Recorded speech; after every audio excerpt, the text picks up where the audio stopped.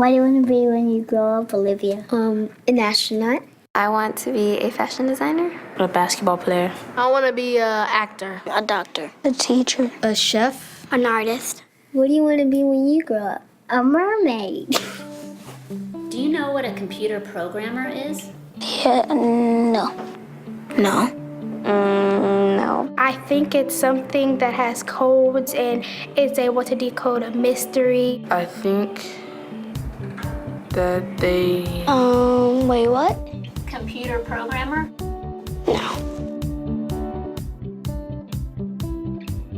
Nowadays, just about everything requires some form of programming. So, what is it? Programming is basically explaining to a computer what you want it to do for you.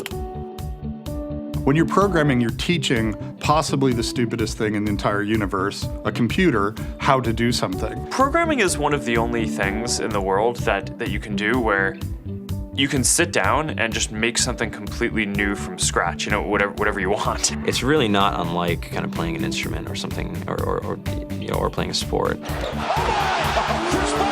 It starts out being very intimidating, but you kind of get the hang of it over time.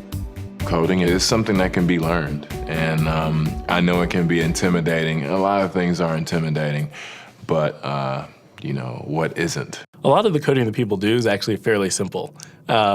It's more about the process of breaking down problems than, sort of coming up with complicated algorithms as people traditionally think about it.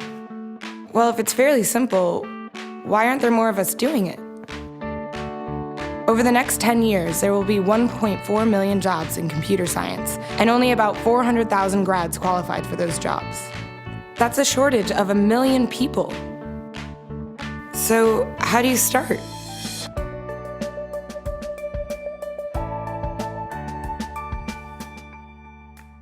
I was obsessed with maps when I was a kid, and cities specifically.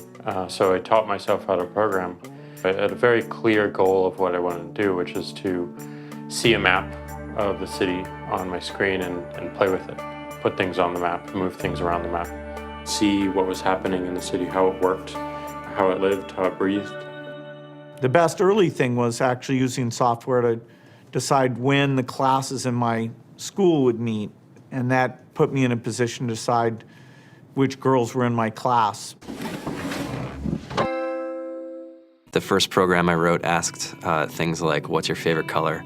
Or how old are you? I first learned how to make a green circle and a red square appear on the screen. The first time I actually had something come up and say, hello world, and I made a computer do that. It was just astonishing. When I finally learned a little bit of programming, that blank wall resolved into a bunch of doors, and you open them, and finally you start to open enough doors that the light comes in. And to me, a finished program is like a structure filled with light. All the corners are illuminated. You understand the structure of it. It's a really serene feeling to have completed that.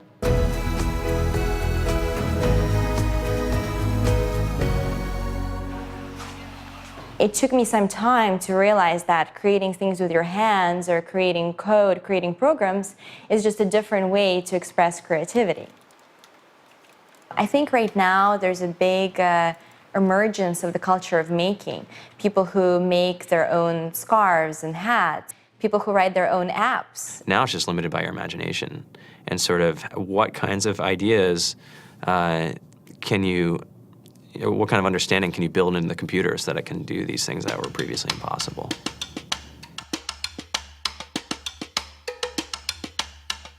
All great things are built in teams when you collaborate with other smart people.